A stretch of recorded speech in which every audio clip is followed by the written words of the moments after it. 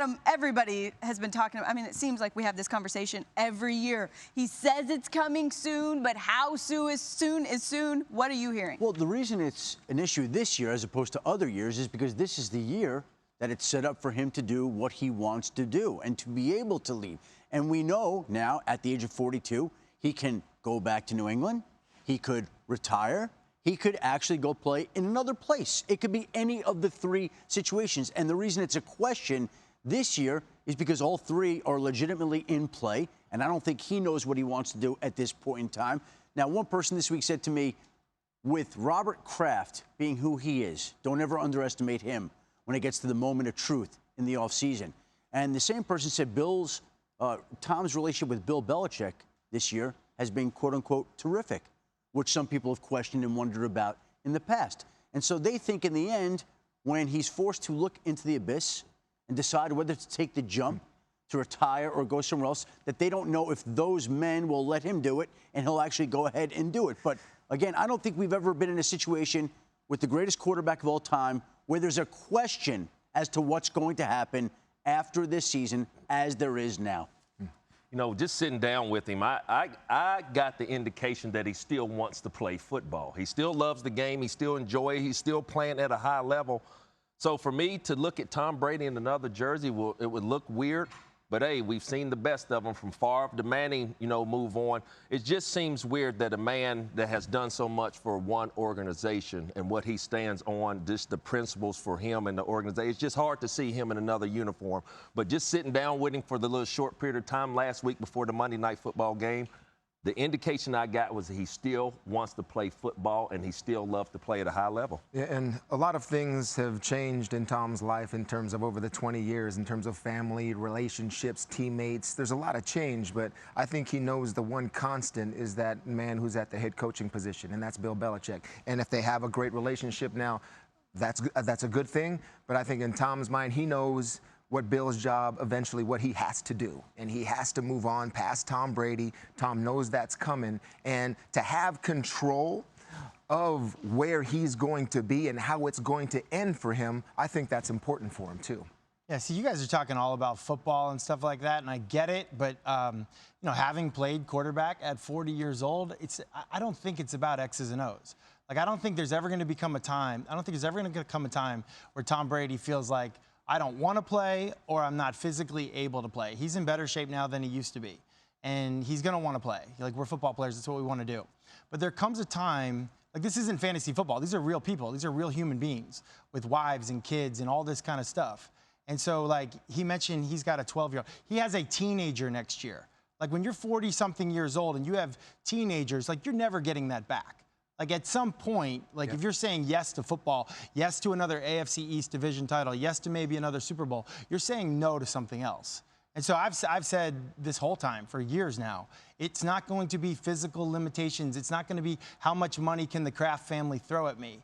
It's going to be a family decision. Well, that's why. That's why I asked the question, as you've seen on the clip, about, you know, has the family, has your wife, has the little ones told you to come home? Because as we get older, as far as a professional athlete, we've all missed out on a lot of our children's, you know, growth and a lot of the things that they grew up happy with.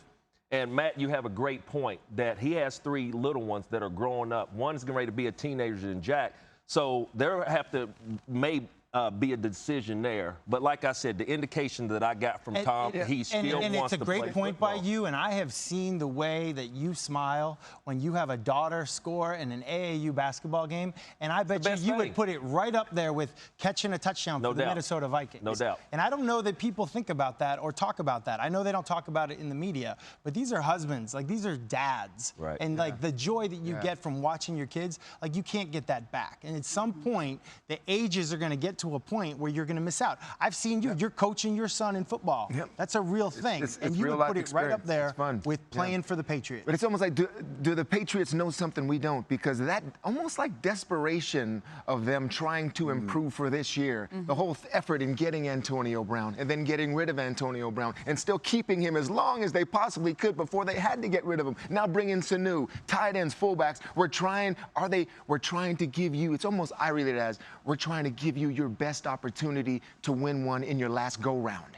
Is that the case? That's how you read it, though. I mean, because this is a team that always seems to be making moves to improve itself to try to get to the next level. What is different about this year as opposed to other years? They're always contemplating moves, all right? They're always looking. I mean, it's always a guy that's coming in for a tryout, or it's a guy that's, going to help you on the practice squad. But, I mean, these are major moves here. The Antonio Brown thing, now that's a new thing. The other possibilities that they've gone through.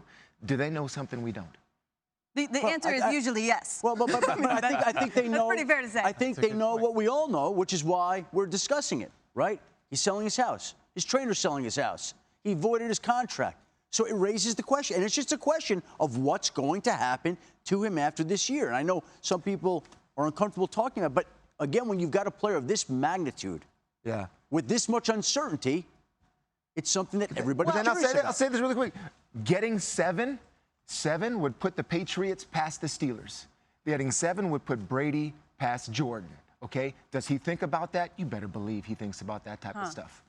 The other element to it is, you guys know this, the talk, there's no asterisk by his career by any means, but the talk has always been, well, it's Brady and Belichick together. That's what's so special. I don't know if Brady would be able to play the way he's played if he was somewhere else. And you wonder if that question is something he'd like to answer. Let's just play in hypotheticals just for a second. Let's say, no matter what happens at the end of the season, he ends up going somewhere else. Where do you think he goes?